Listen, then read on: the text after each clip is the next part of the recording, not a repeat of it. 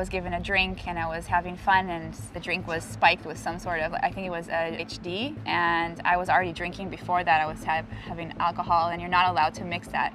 I went to the bathroom and I completely passed out. I had basically very low heartbeat, like close to zero. They called an ambulance, and the ambulance could not revive me. They had to call a special unit that's like an emergency care unit for reviving bodies. They stuck a tube down my throat. They were pumping me with air and trying to get my heart going again. And yeah, and then I heard a voice very clearly, and that's when the voice told me, "You are not done here. You are not done here." That's what it said, and it was clearly God. Moriel, I am continuously blown away by what God does in people's lives, especially among us Jewish people. Yes. How Yeshua, Jesus, shows up in our lives and how he changes us and how he gives us his salvation and his righteousness. Yes. What was your moment with him? It happened when I ended up in the hospital. I was near death experience. I heard a voice, and it was God speaking to me, telling me, "You're not done here." And at that moment, I woke up in the hospital, and I knew that I had a purpose in my life, and I knew that I want to follow him with all my heart. Parents are Messianic Jews. Okay. They are Jews who live in Israel, who believe in Jesus. How did that affect you as a young girl? And you know, as we both know this, that growing up in a believing family, in a Messianic family, that just because your parents are believers, it's not a default for you.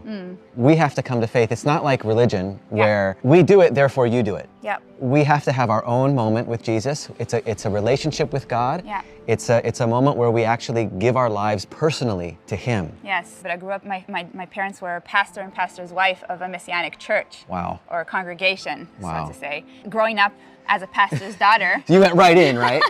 Straight into the pulled in. Yeah, I had no other choice. It was awesome. It was beautiful. As children, we read the Bible in the congregation. We, in the kids' services, we read a lot about the stories that Jesus said. It was beautiful. At 7 years old, I said, "Dad, I want to be baptized." To me, it was a personal relationship with God, or find him out for myself, because believing because my parents believed was not doing it for me. Like I wanted to find it in my own way, my own personal way. Yeah.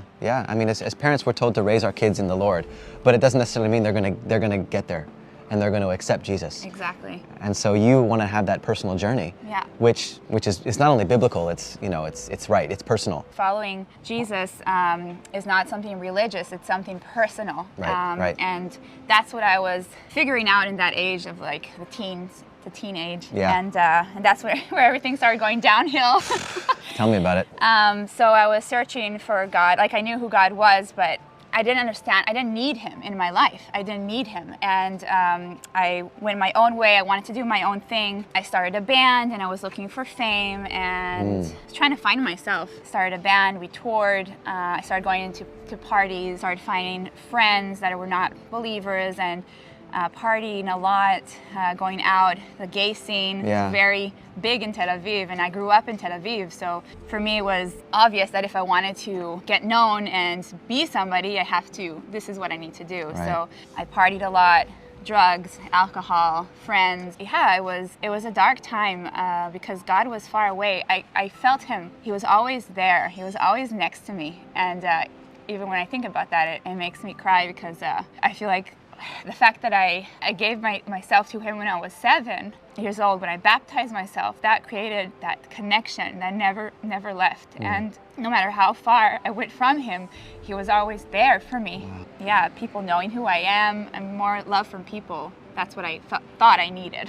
Yeah, we want to be loved, and we want to be accepted, and we want to do whatever it takes to kind of make it in the world, and sometimes we are willing to sacrifice ourselves and sell ourselves. Exactly. The moment when I was at this party and the drink was spiked with some sort of, I think it was a GHD. Went to the bathroom and I completely passed out. Yeah, and then I heard a voice very clearly, and that's when the voice told me, "You are not done here." And then I woke up in the hospital, and I immediately knew that my life is not about pleasing people or searching for fame and acknowledgement with people, but my life needs to change, where I search for God and His acknowledgement in my life and what He means to me or what I mean to Him, you know. Yeah. It was a process from there forward. I had to change my friendships. I had to cut off all of my friendships, all of my past, and it was a big past. I mean, I was like,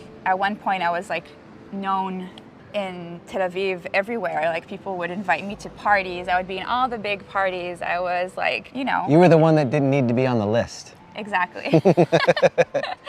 But your name has now been put into the list, the book of life. Wow. The Lamb's book of life. Yes. That's the list that really matters now. Yes. And to me, at that point when I decided that I'm changing my life, I'm giving my life to God because His purpose is more important, or His fame is more important than my own. And He is what I want to look for, have in my life, basically. Present every second, every moment, every day. Wow. And through Jesus, it's possible. Yeah, only through Jesus.